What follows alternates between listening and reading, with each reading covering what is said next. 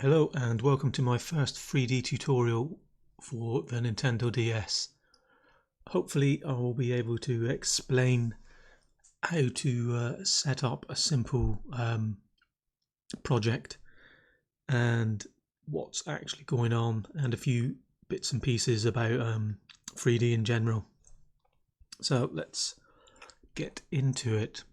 So first off, I'll talk about some of the 3D limits you can expect with the DS. Obviously it is a scaled down 3D capable console, but it can still do quite a bit. So the library which we'll be using is called VideoGL, which is a kind of implementation almost of OpenGL.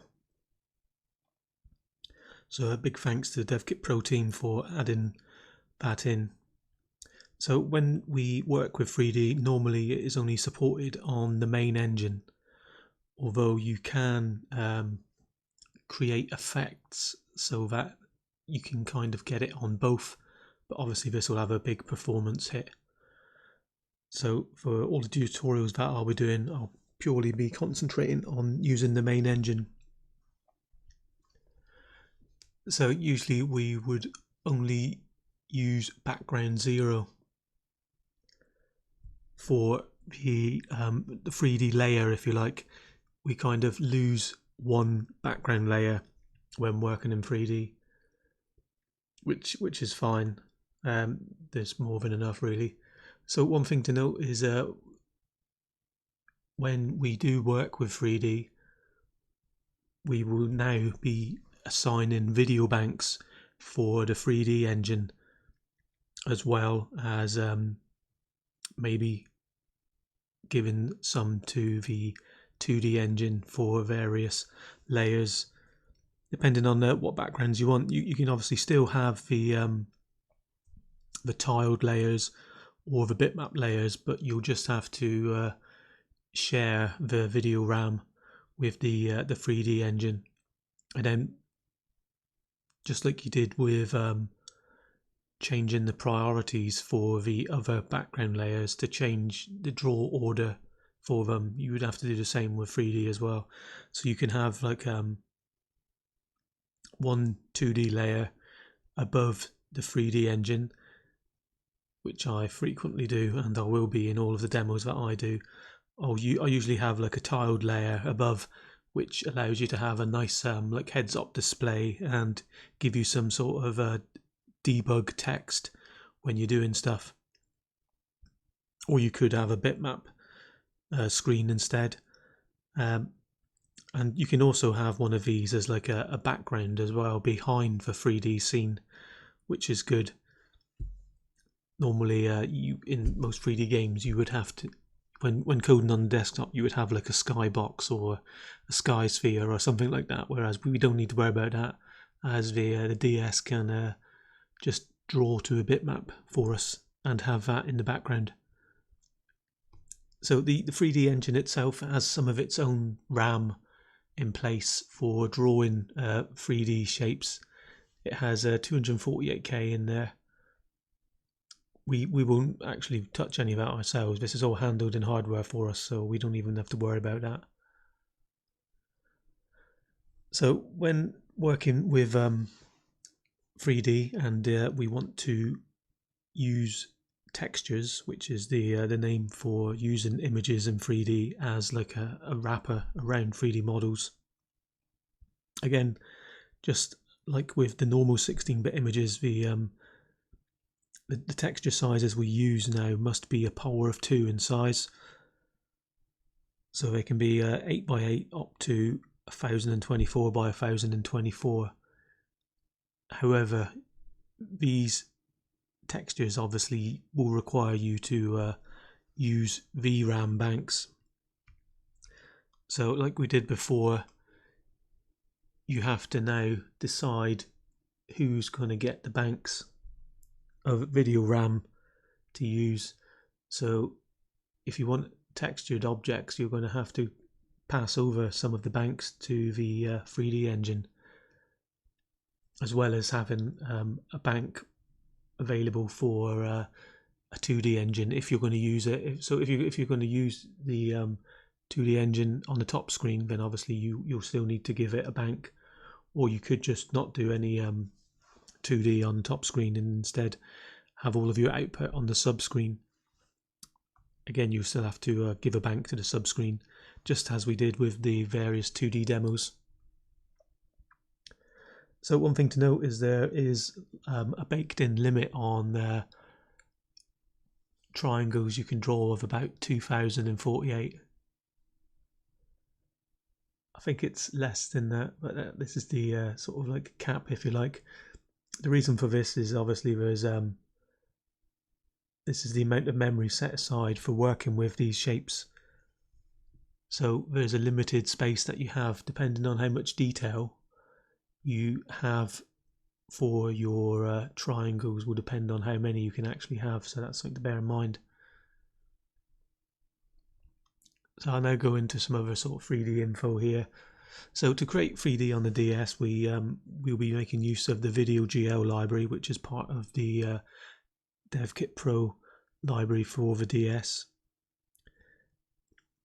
The VideoGL is kind of meant to look similar to OpenGL's fixed function pipeline API.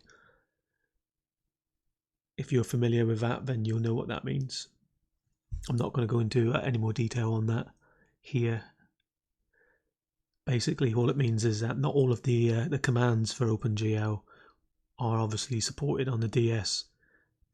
Only certain functions will actually do something meaningful on the DS. So at its basic level, 3D models are normally constructed of triangles, which is the simplest form of polygon. 3D models and shapes are constructed from polygons.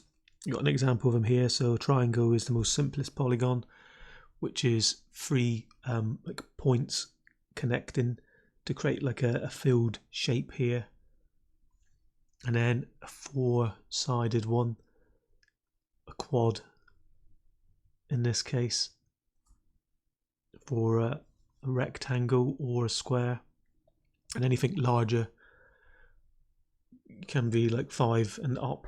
So 5-sided one would be like a pentagon here, like. But the DS only sort of supports triangles and quads. So these the details we pass across, they must always form a filled in shape, a complete shape. So you sort of like going dot to dot to fill in the shape, but they all must be able to sort of connect in a standard fashion. So positioning in 3D space, we have obviously 3D, so there's 3 dimensions. The vertical axis, which is up and down, is known as the y-axis. The z-axis, which you can think of as forward and back, is kind of the depth, if you like. And then the x-axis goes across horizontally with OpenGL, and on the DS the positive x-axis goes to the right, negative goes to the left. The positive y-axis will go up, negative y-axis goes down, negative z-axis will go into the screen, and you can think of the positive as like coming out of the screen at you. I'll give a better demonstration of some of this in a moment when I open up Blender, which is a 3D modeling program which I would recommend you all get if you intend on trying to create some 3D models for the DS. So rotations in 3D space, you can rotate on the X, Y or Z axis. If you're rotating a model around the X axis, you can think of that as rolling it. So that would be like going like side to side here, if you like. The y-axis would be like what's known as yaw, which would be rotating this round. I can't show you in Inkscape because obviously it's a 2D vector program, and I can't show you the z-axis rotation either, which would be pitch. So you could think of that as like a kind of pitching up and down, like on a boat or on a plane. I'll show you some demonstrations of this in Blender shortly. So when we create a 3D scene in OpenGL, we have to set up a few things first. So we have to set up what's called a viewport, and what that basically is how big of an area we actually will be seeing into the 3D world, if you like. So for the DS, this will always be limited to the screen resolution, whereas if you were on the desktop, then that's whatever sort of resolution you intend to sort of develop for. You would target like Ultra HD monitors potentially, you know, whereas DS is limited to a 256 by 192 screen. So that's our viewport limit there. We will then need to say what sort of perspective we want our 3D scene to be in. Two options would be orthographic, which is kind of like a flat sort of 3D, or perspective, which is how we normally sort of see things, where we see things get smaller as they fade into the distance. And then next we would set up where our camera would be.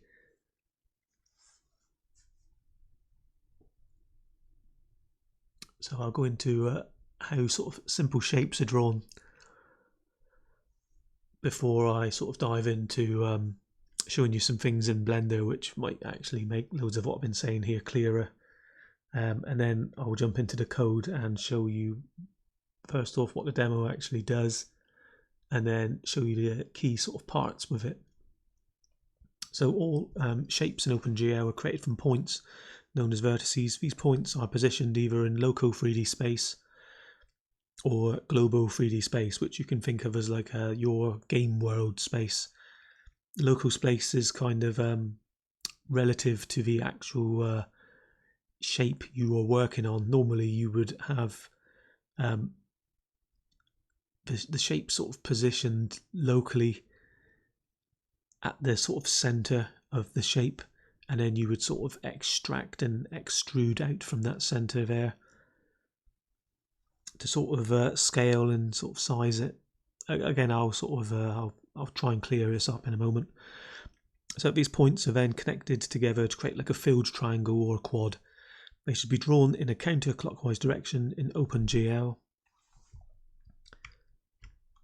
So I've got some demonstrations here, like for the DS. So as I said, the DS only supports polygons with 3 or 4 edges. And this is the sort of draw order we should go in for normal triangles here. There's a few different object types that you can sort of draw, but I'll go into some of these maybe in a later video. So when we draw triangles, you have to draw in this sort of anti-clockwise direction here. This is so that the faces of these triangles are drawn facing the camera. Otherwise you won't see them, as they will appear to be invisible normally, unless you change how the 3D scene draws its faces of objects. So for a quad here, you would go in this anti-clockwise direction here. Again, this will make more sense when I sort of show you in a moment how we set up and draw like a shape. So where are we here? Yep, counterclockwise. So you can specify either a fill color, a texture, or both for filling in a shape.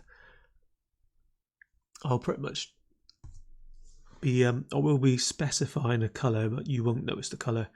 All we're really interested in this tutorial is drawing textured 3D quads. Most tutorials you'll see for starting OpenGL will start with a triangle. Once they've got past all of the stuff of trying to actually get the operating system to work with you, which thankfully we will not have to worry about. And like I was saying, like local space here, this is sort of with regards to how the shape's being constructed locally. So this is like space in the local vicinity of the shape. And then to actually put it into your world, you would then like scale that shape, and then you would apply global rotations to it to get it to the position in your world. So for example, local space might be a number between like -1 and 1 in both the X, Y and Z planes, whereas your world could be for example, maybe your worlds are like 200 meters or feet long or by 200 feet wide, and then maybe the height that you see is limited to like a couple hundred feet as well. So you would have to scale the local shape into the global world space to whatever size you kind of wanted it to be. And then I'll quickly go over how images work in 3D. So to kind of work with images in 3D, we refer to them then as textures. So another note as well is when we go into 3D, most of the numbers we work with are then going to be in fractions rather than whole numbers. So you think of like numbers like 0.5 or 0.25, 0.1, something like that, you know, like fractions rather than whole numbers. And the reason for that is working with fractions, we obviously need to be able to scale and rotate and do all other sorts of bits and pieces to various things. So that's why fractions are used. So when it comes to images, so for example, we have a 32 by 32 pixel image here, but when we upload this into 3D, it's then referred to as being in texels, with a texel running from 0 at the top left of the image to 1.0 at the right of the image, with 0 being at the top left and 1.0 being at the bottom left. And they're not in X and Y, they're in U and V. They're referred to as UVs or UV coordinate system when it comes to 3D. I'll show you some of this in a moment in Blender. But the reason why it's in sort of texels is again because you can sort of scale the images and do all other sorts of transforms to them. So colors are also going to also be in fractions in 3D. So with regards to a color in DS or the 16-bit format, so as you'll recall from some of my other videos, in 16-bit the red, green and blue values go from 0 to 31 being the maximum intensity of that color.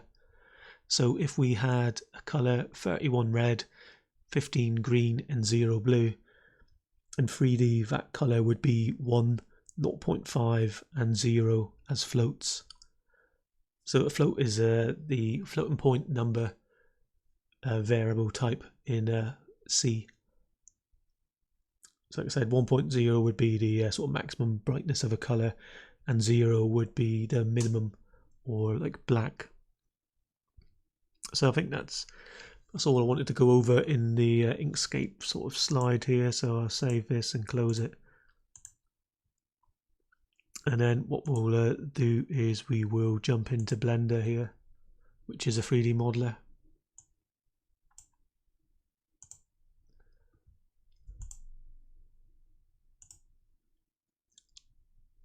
So what we are looking at here is what's known as a perspective view. So this grid is basically like our 3D scene in local space, if you like. And then what we have is a 3D cursor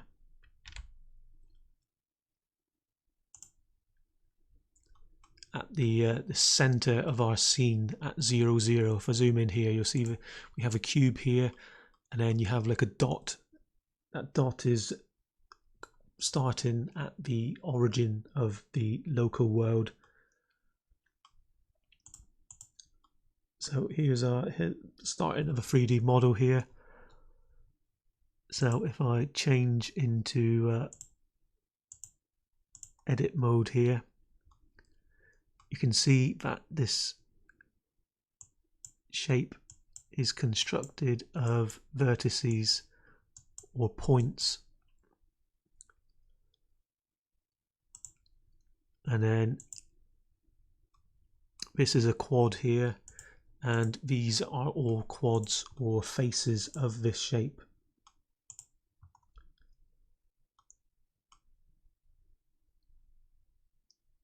So I will now talk about the rotations of this object here.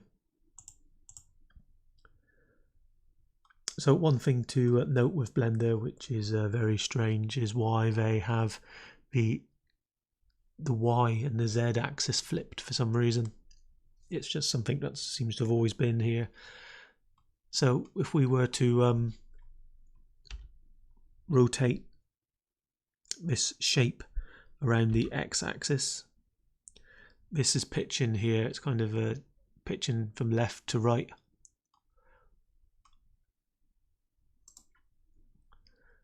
So if we rotate around the Y axis like this, that is rotating around the yaw, or it's called the yaw, which is just basically the name for describing a rotation around the Y axis. The Z axis is like pitching up and down like that.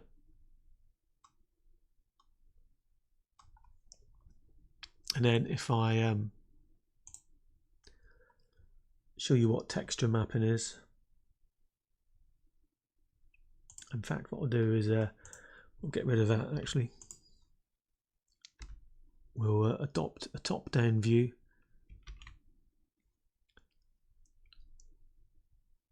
And then we will work with a plane here, which is a flat shape, which is what we'll be creating in the demo shortly. And then this is actually, select this here, go into edit mode, and then I'll transform this into triangles, which is also what we'll be, well, we kind of won't be working with triangles actually in this demo. Okay, I'll stick with this for now. So the draw order for these dots here would be 0, 1, 2 and 3 to sort of create our quad, and then to sort of put a texture on it,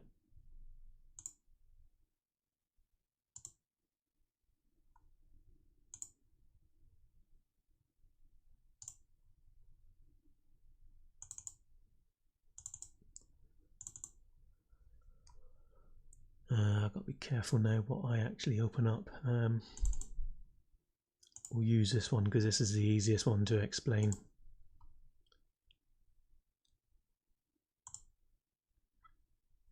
So what we've done now is, instead of using a fill color for the shape, we've assigned this image to be mapped over it. And then if I rotate this around in 3D here locally, you'll see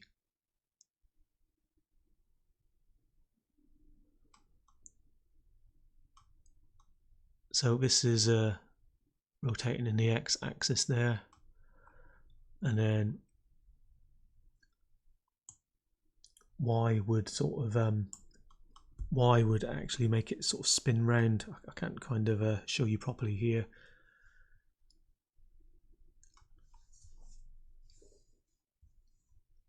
And then if I go into UV editing,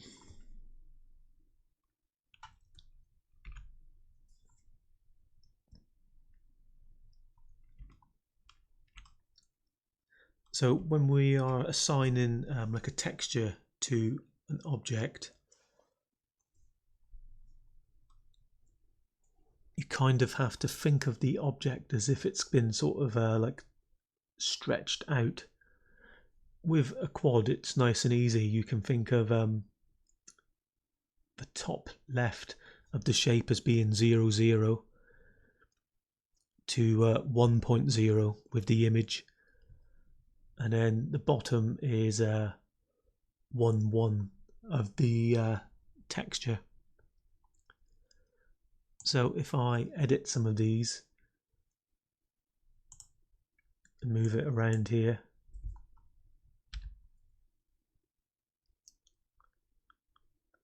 so we have the image underneath, which is static, but if I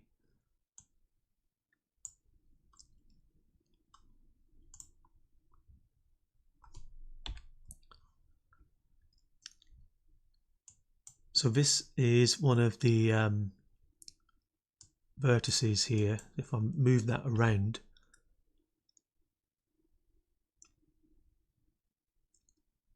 on the shape, you'll see the effect that it actually has.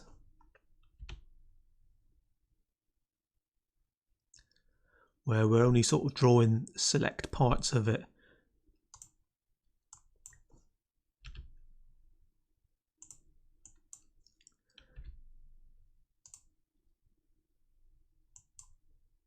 So if I position this just above the eye there,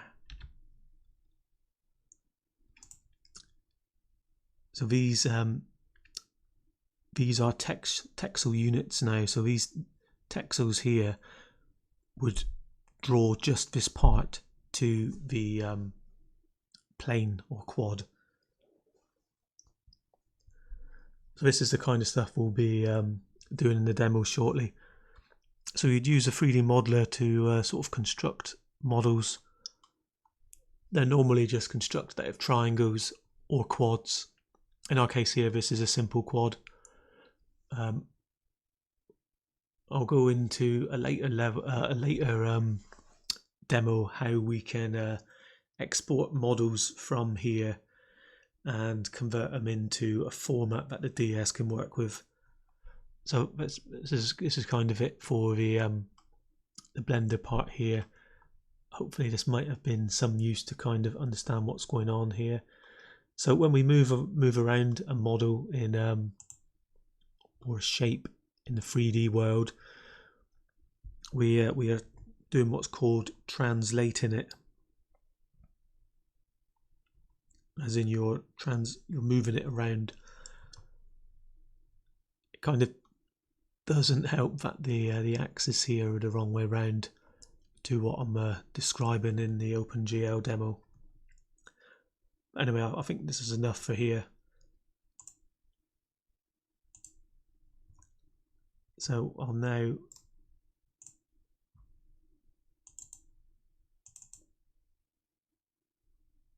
open up the first demo here. So I'll show you what it actually is first.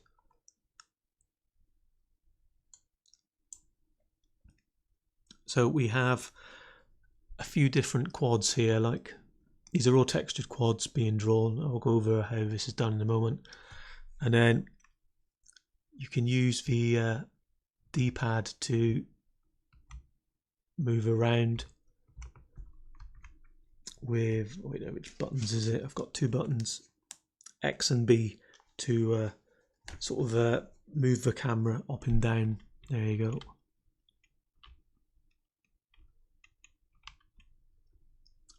This will be the first demo here. So one thing I'll discuss first is obviously you'll want to muck around with this, and possibly put in your own images. So I'll first show you what to do to make that happen.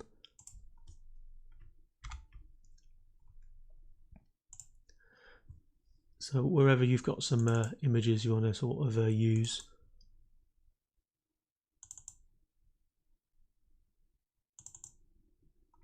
so these are the textures I used here. So there's some background pictures here which we used for textures.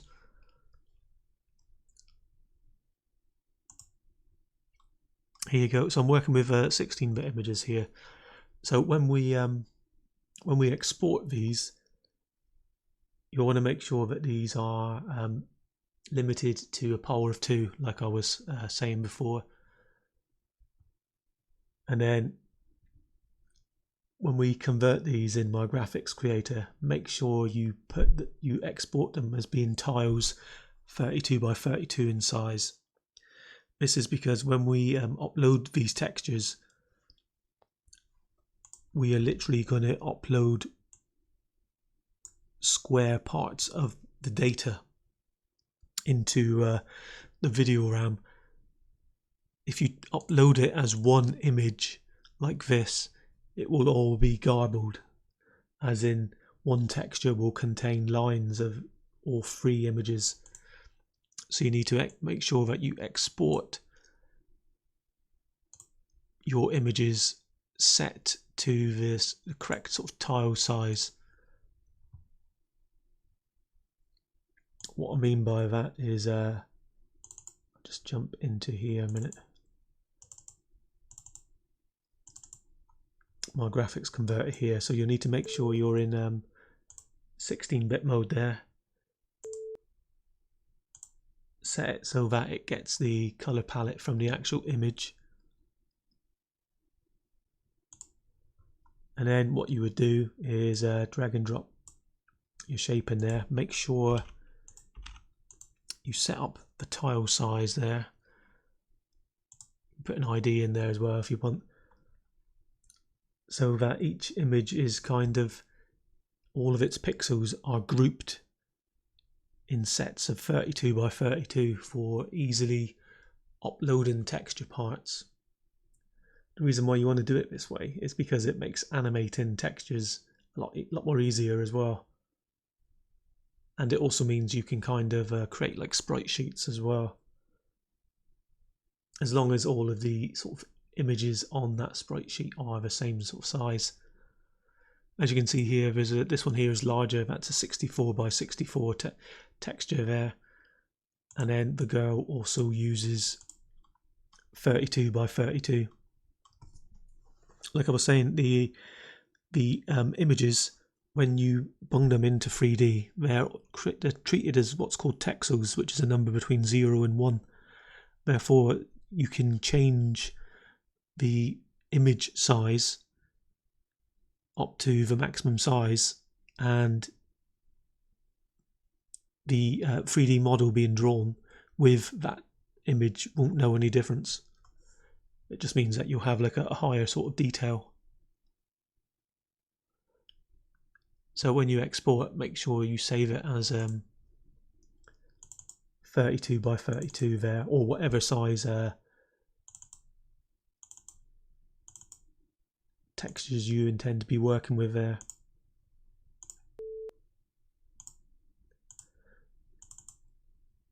Just as you would for the other 16-bit bitmap videos.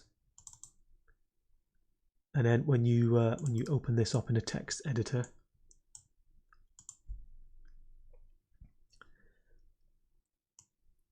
the image should be split into individual tiles there. So that would be one image there, that's the second one, and then that's the third there. Just like the other sort of bitmap videos. These are some links that we'll be putting in the bottom of the sort of video here as well for you. So now that we've seen that, let's jump into the code now, so I can kind of give you a brief description of what's actually going on.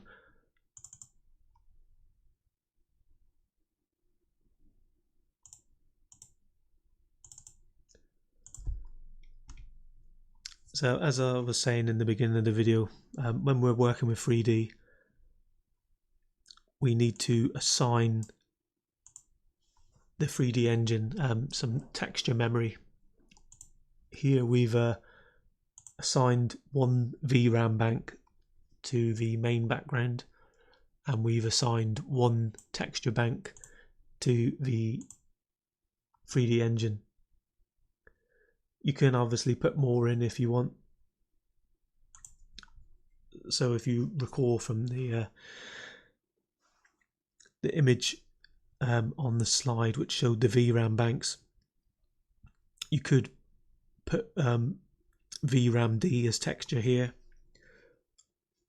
or if you're not going to need too many background layers on the main, you could obviously use a smaller VRAM bank for the main engine.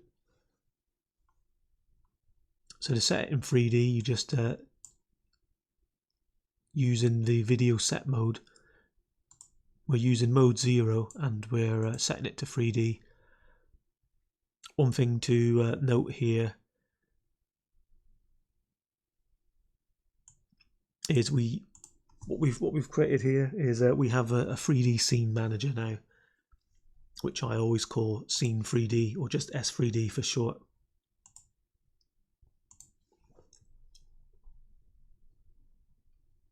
I'll go into a bit more detail with that in a minute. So the key thing with these is you need to call S3D init before we can sort of do any 3D.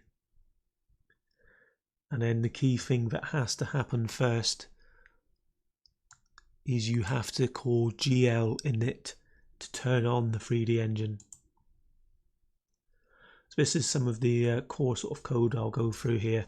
Some of this will, if you've ever looked at any other OpenGL videos, some of it will look very familiar, or if you've actually tried some OpenGL yourself.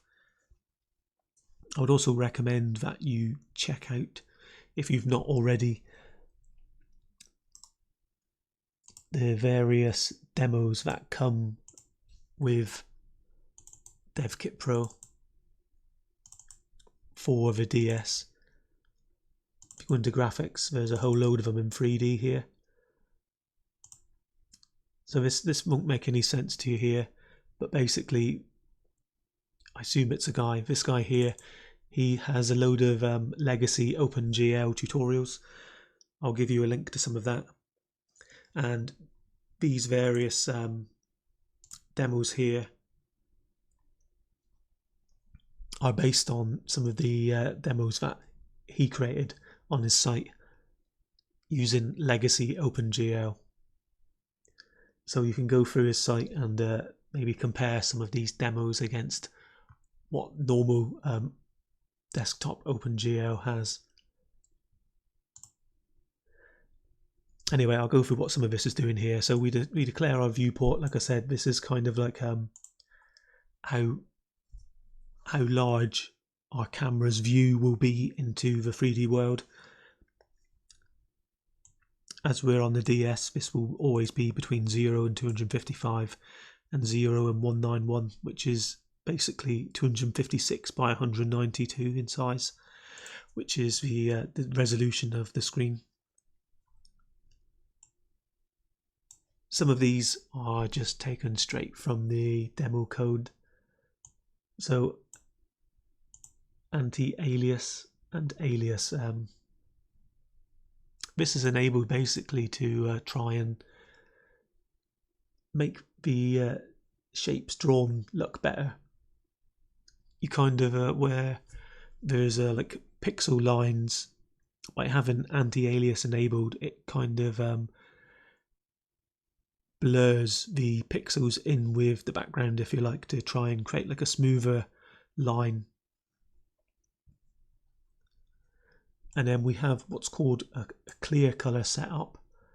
Again, have a play around with this. This is basically the background color into the demo. So what I'll do is I'll quickly show you that in a minute. So this is our default clear color here.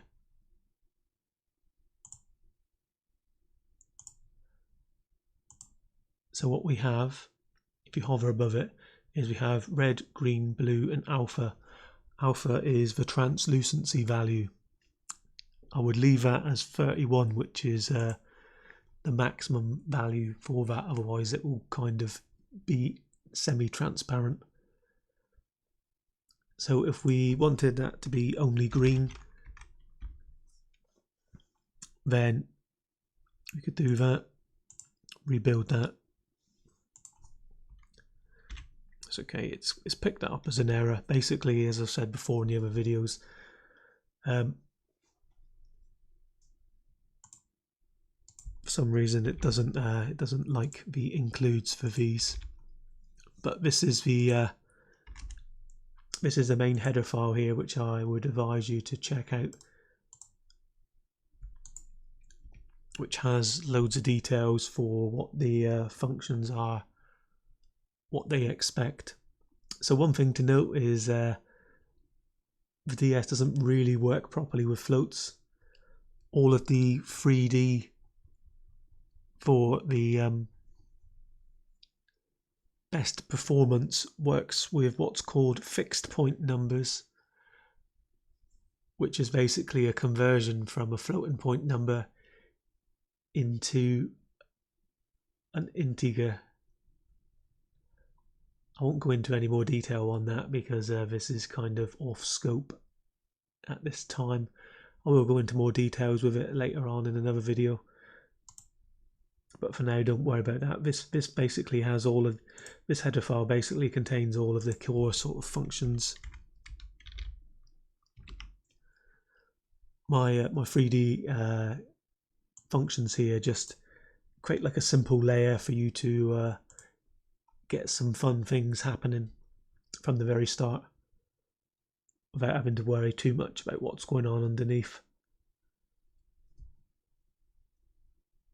So if I try and build that again now.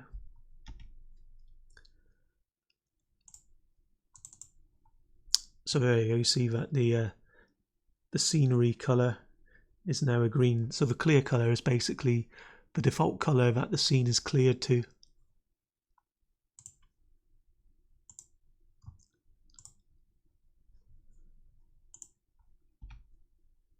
And then this sets a polygon ID to the space scene, I believe.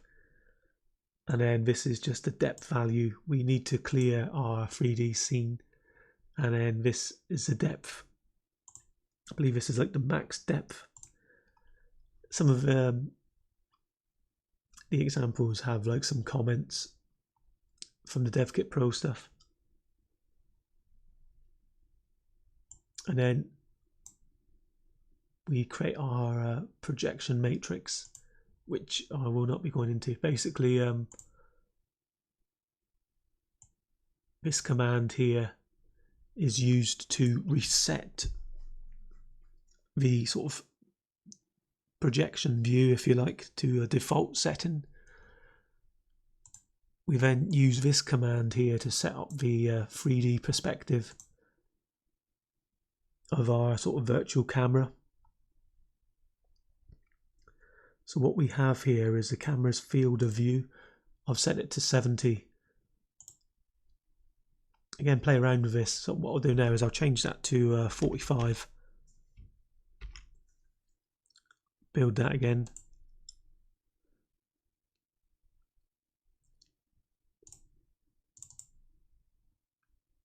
So you'll see it appears to be a lot narrower view now. Like, so that's basically the sort of angle view that the camera sort of has.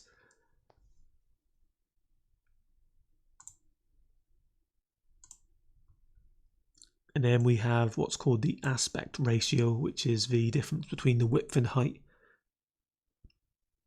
So here, normally what you would chuck in is the display width divided by display height.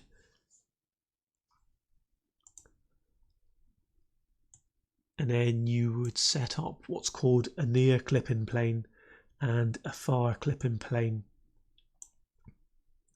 Basically, this is how close a 3D model can be to the camera before it disappears, and this is how far away the camera can actually see from the near clipping point, which is basically this is from the sort of perspective of the camera. So as the camera moves, these numbers are locally to the camera. This one here, this is just something that's in the DS code.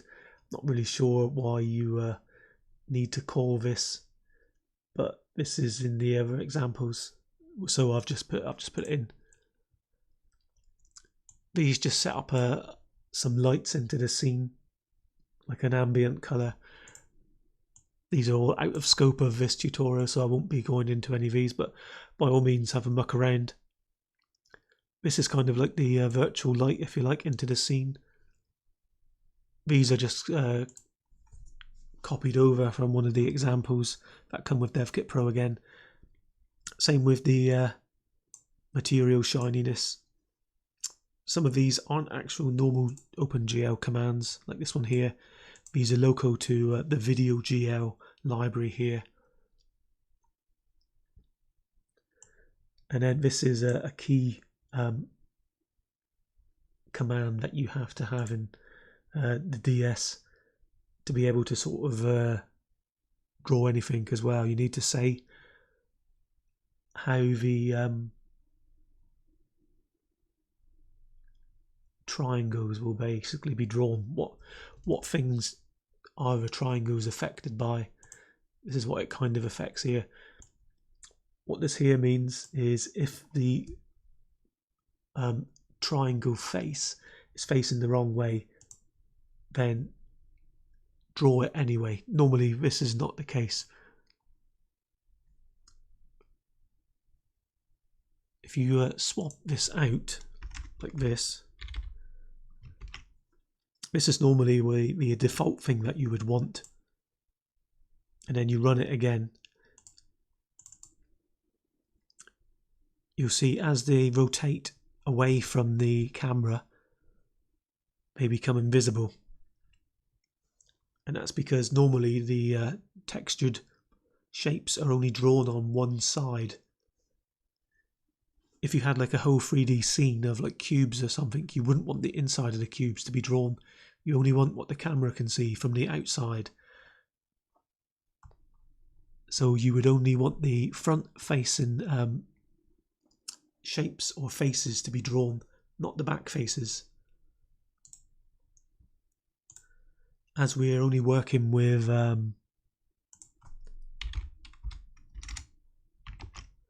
flat quads here, we obviously want them to be able to be seen behind. And then this is just some stuff here to set the virtual camera into the setup position for the world. Here we set the priority of our 3D background to be at background layer 1. What this means is background 2D background layer 2. If we jump into scene 2D a minute, you'll see we have background layer 1 and 2 being used.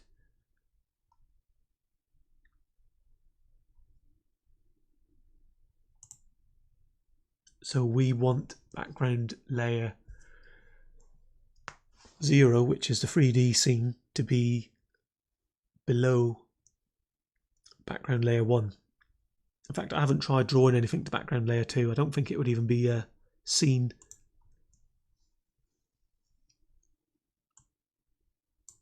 And then this here, we have an active texture ID. This basically means this is an invalid number here. At the start, this sets up our 3D scene to basically say we have no default texture set up.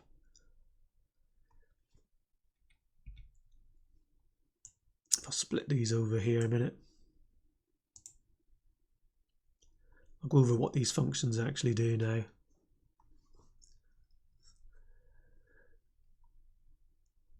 So to draw a 3D model, first what we have to do is we have to position the model view matrix.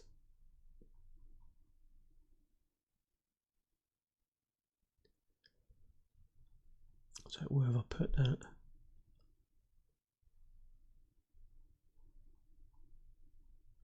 Here we go.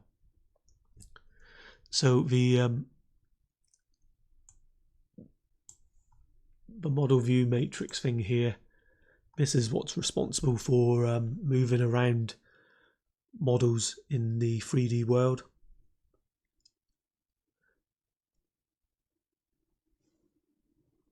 Everything is kind of translated, if you like, or moved in relation to where the camera actually is. So the objects don't move around the camera moves around them, if you like. I think that's the right way around to put it. It doesn't matter, I'll go into more details in a later video anyway. All you need to know here is what's actually happening is there's a 3D coordinate for our camera position. And what this command here does is it says where the camera should be positioned and orientated. And it expects 3 pairs of vector 3s. I'll just describe what that is. So normally what we have, what's called a vector, is like a 3D coordinate number. This here, what we work with here, is a vector 3fs or floats. You see all of these numbers here are floating point numbers.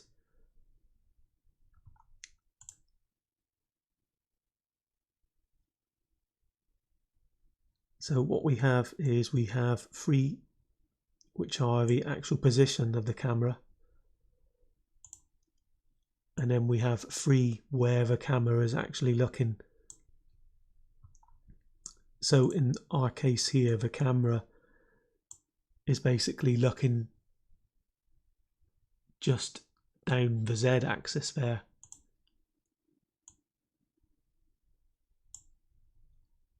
And then these 3 numbers here are basically related to the orientation of the camera. Normally we leave these as 0, 1, 0, which is the orientation of the camera, with 1 basically being the direction that Y is facing. If you change these numbers, you'll kind of muck up loads of stuff. I won't be going into any more details on this here. I kind of want to keep this as simple and focused as possible here.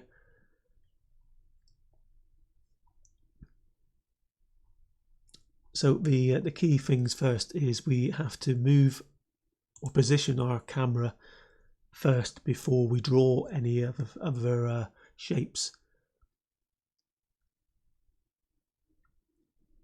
Then when we do this matrix, if you like, which is like a hardware, or sorry, not hardware, it's a hardwired matrix in the VideoGL library. You can only have like 1 active at any one sort of time. So this is the active matrix when all of these other draw commands are carried out. So you kind of, there's like a virtual stack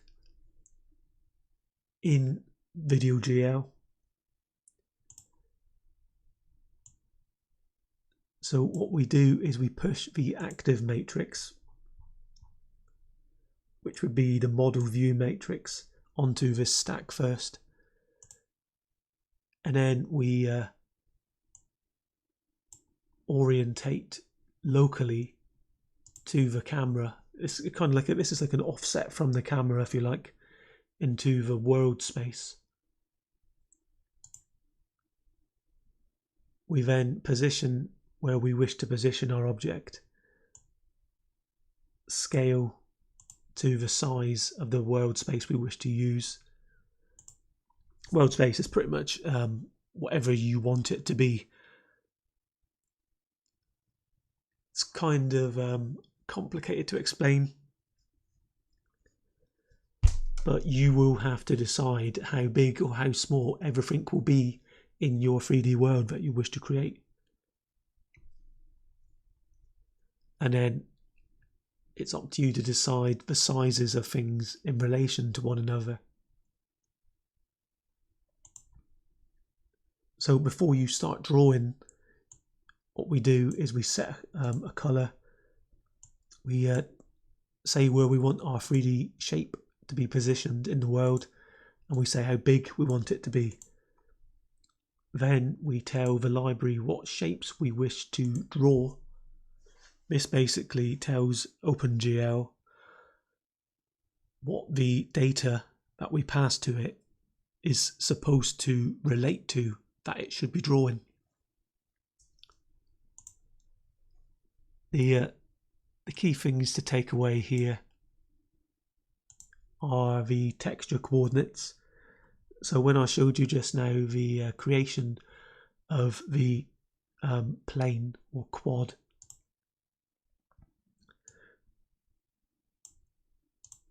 to construct a point on the quad, you're basically passing in like one corner of it, and then you're saying what texture unit or texo should start drawing from that point. So all we're doing here is we are literally drawing a floor quad. So these are X, Y, and Z positions here in local space. So locally, this is half whatever size we pass in here. As we are not translating or affecting the Y axis of the point, it will be kind of like flat, like on the floor, if you like. And then when we're drawing our billboard, which is basically the name of like a flat 3D sprite, we don't touch the Z axis here. Basically the same. The reason why I created two functions for the same sort of thing is to make it more clear what's actually going on. And then the one of the other functions here basically adds in a rotation around the Y angle, or the yaw, which is what the girl character is doing. And then the star is using this function here, which rotates around all the angles X, Y, and Z. Again, it's drawing a billboard. It just using the GL rotate commands here. So these just expect an angle.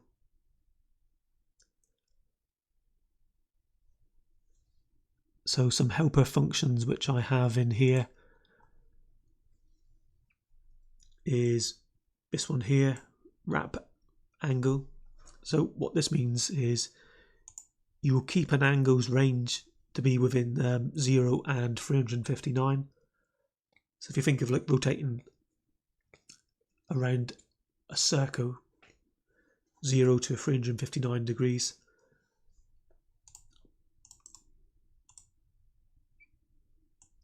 this is basically keeping that value within that range, so you can seamlessly turn around or wrap an angle.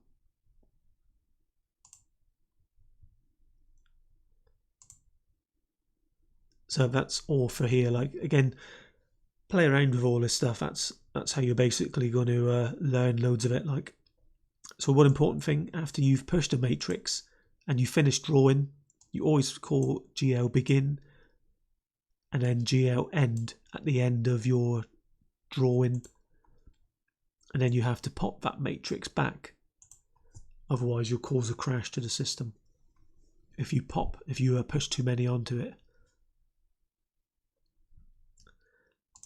There is a lot to take in, I'll acknowledge that. The key point was to try and create something interesting here.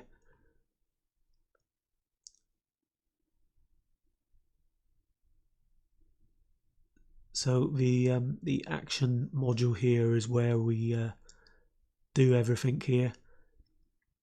Basically set the main background layer using STD, scene 2D, and print to the top screen there. We then select the sub screen, print the rest with what the controls are, and then everything else is pretty much just drawing those simple shapes. So to use our textures, I will now have to quickly go over some of the texture manager stuff here. There's not too much in here.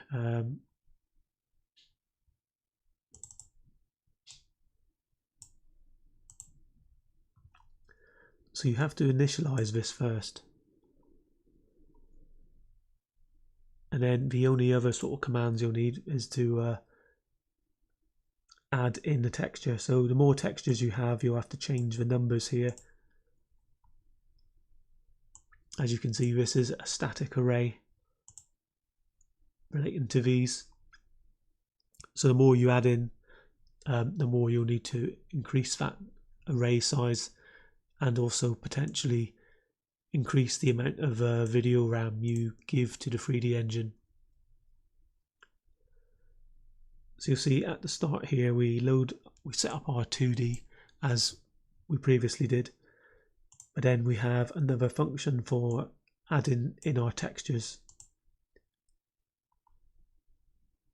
So again, all of the texture data is just arrays of pixels pretty much, as per the 16-bit video that I did.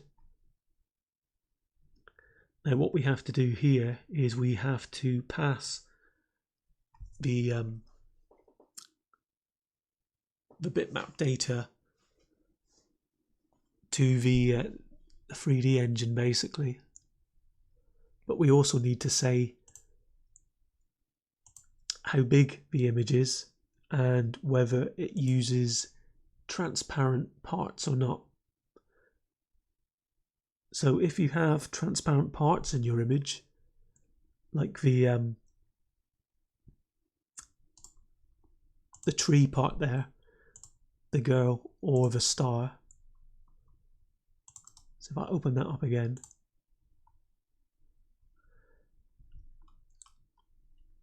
so this here, this is a transparent color here. And the reason for that is obviously you don't want the rectangular area to be seen when you draw her. And then to use the texture manager, all you need to do is pass in the width and height of your shape, or your texture, sorry, and then whether you use the alpha channel, and then you need to pass in a pointer to where the data starts. Each of those images has 1024 pixels for the 32 by 32 image sheets, as there are 1024 pixels per image, which is why we when we converted the image into data, we split them into tiles. All this does is this tells the texture manager how to build these textures, and then it basically stores the details for us in this texture array here. These are the parts which are needed at the creation stage of these textures, which is this here. These functions here basically create the textures there.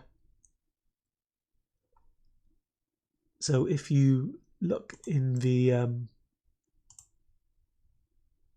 header files of the VideoGL here, it will tell you what some of these parts do. Some of them, as they are mimicking OpenGL functions, some of the numbers actually have no meaning at all. in VideoGL.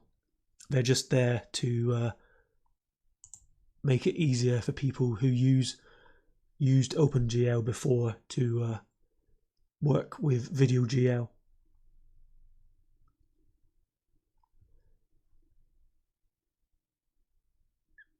And then once we've created our textures, to use them you basically have to call text manager bind, which basically calls GL bind texture with an ID that the OpenGL library recognizes to point to a texture.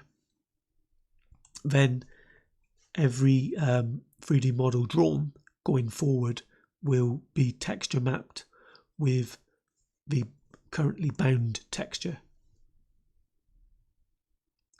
I think that's all I need to cover in here. So all what's happening in our scene is we first select the dirt texture. We then draw a floor quad -10 to the left, -1 which goes down, and then 10 into the scene, and then we size that 20. So it'll be hard to picture some of this initially, so all I will say is just have a play around, change the numbers so that you get an understanding of what's actually going on. We then draw another texture. So this is -10 to the left, this is 10 to the right. These positions will basically be at the center of those quads, which is why the size is 20. So if the center is going to be at -10, then the left hand part of it will be at -20. The right hand part of this will be at 0 on the x-axis.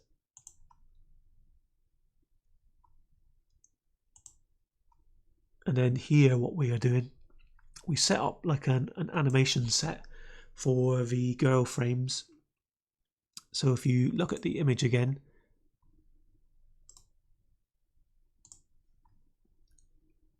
so that's image 0, that's image 1, and that's image 2. They're basically in like a list in memory, if you like. So to get her frames to animate, you basically 0, then 1, then 2, then 1.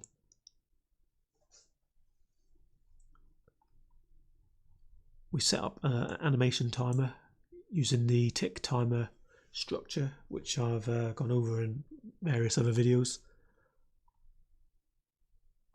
We have like a animation frame counter we use here. This will just be referencing whatever number is in this animation set. And then we bind the texture. So one thing to note here is the order the textures are loaded in. If I open up the graphic defines here,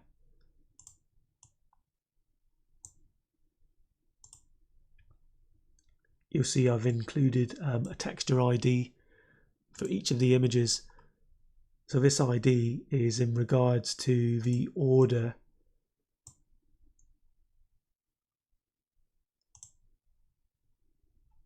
that you load these textures in. So the order you put these textures into video memory need to match these orders here if you're going to be able to easily use them.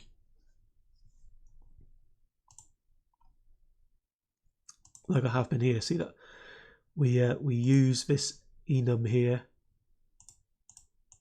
which points to the correct texture ID in the texture manager. And then because we know that the girl's frames are at the very start there, we can just treat these numbers as being references to the texture to use. So what you could do is so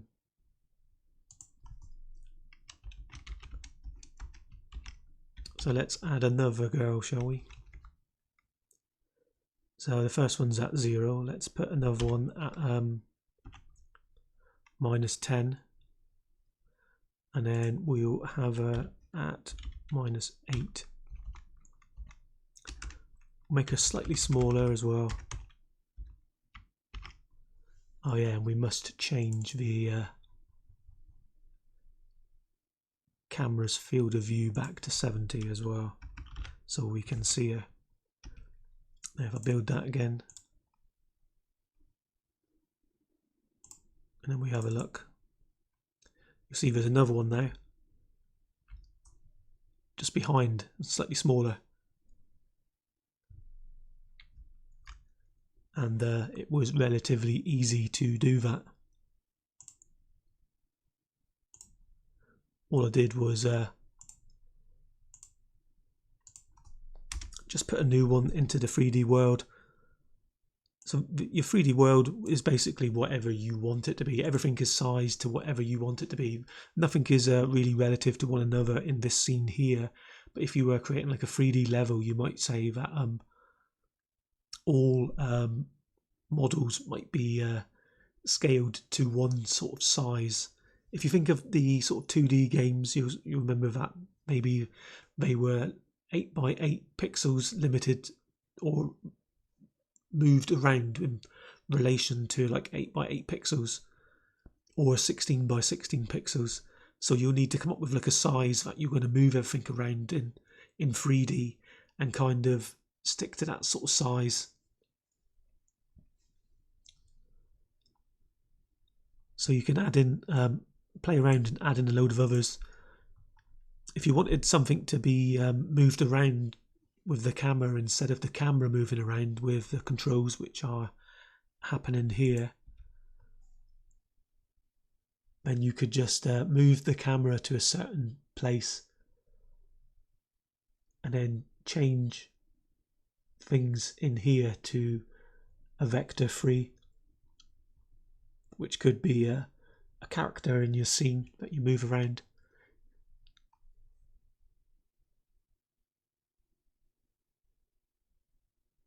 So I think there's nothing else I really need to cover here. I think that's all I kind of want to go over here.